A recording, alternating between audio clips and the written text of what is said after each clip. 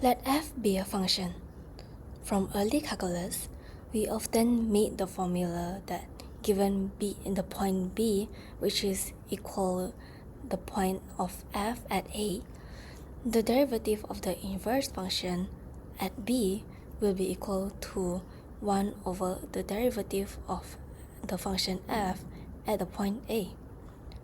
Now, what exactly does that mean? First of all, let us consider an example with the function e to the power x. Here, we know that e to the power x is invertible, in which the inverse function will be ln x, in which it is also differentiable. Now, let us consider its tangent line at the point x0, fx0. Geometrically speaking, reflecting the tangent line through the line y equal x, we get the tangent line for ln x. This exactly pictures the formula earlier, in which the derivative of inverse function at b will be equal to 1 over derivative of the function f at a. Now, does that mean that we can assume that this formula will be true for all functions? Okay.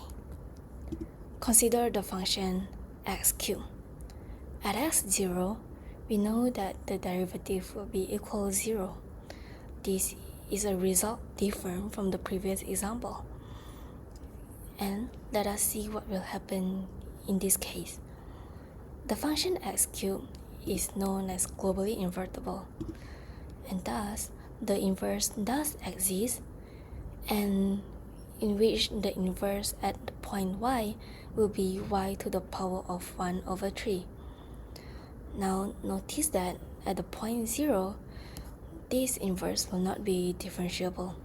Thus, the inverse derivative formula earlier won't be of any use here and will fail. Then, how exactly does this formula work? From the x cubed example, we would like to adjust some stuffs and add another assumption to the formula, in which we would like to add a non-zero derivative assumption.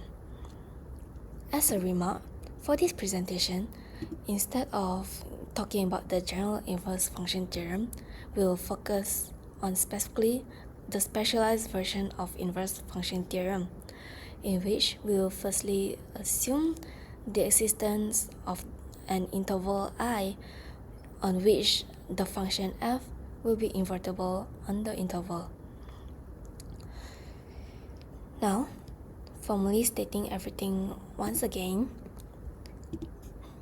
let I be an open interval of real numbers, or let I be an open interval of R in R, and f be a strictly monotonic function on the interval, meaning f will be differentiable, and specifically it will be continuously differentiable.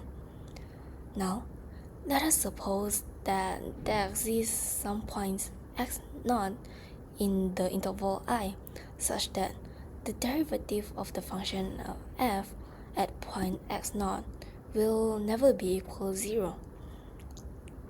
Our goal now is none other than to prove that the inverse function will be differentiable at y0, and that the inverse function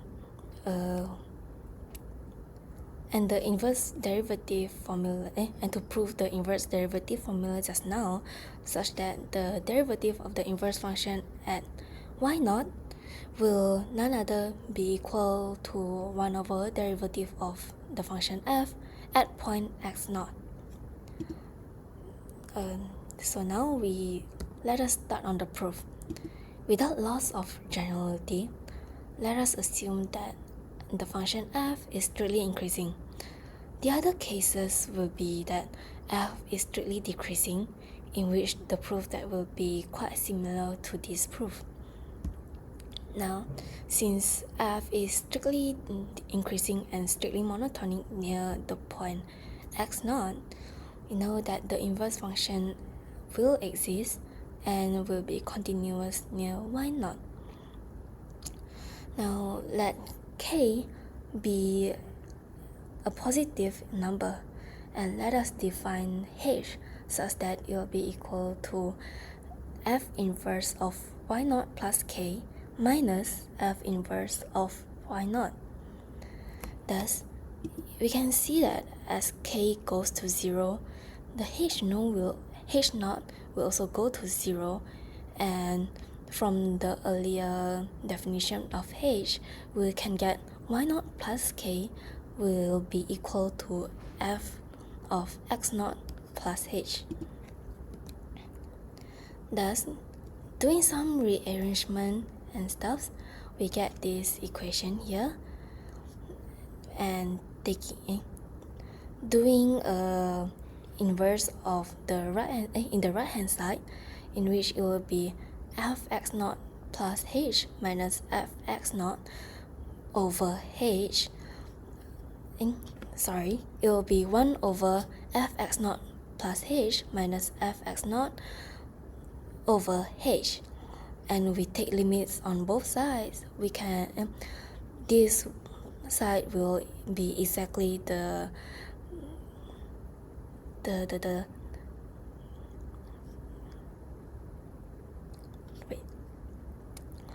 this side will exactly be the derivative form of f inverse at the point y0, and from this part, doing some simplifying, we can get 1 over f, then the derivative of the function f at x0. Thus, the inverse derivative formula earlier, but with some assumption. Thus, the specialized form of the inverse function theorem. Now, what's our conclusion? At the core, the proof does a clever trick, in which, instead of directly computing the derivative of the inverse function, we relate small vertical changes in the inverse to small horizontal changes in the original function, in which differentiability was assumed beforehand.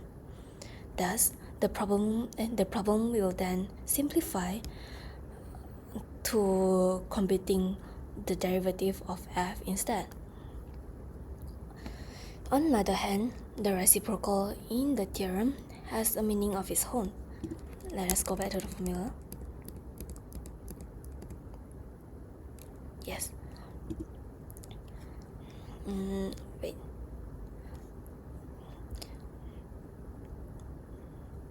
Now recall that fx0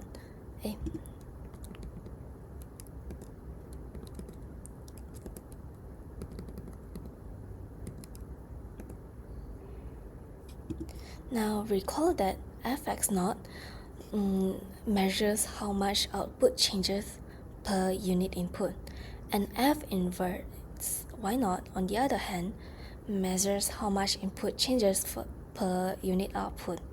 These two are exactly the opposite measurement of each other. Thus, it does make sense of why one derivative is the reciprocal of one another.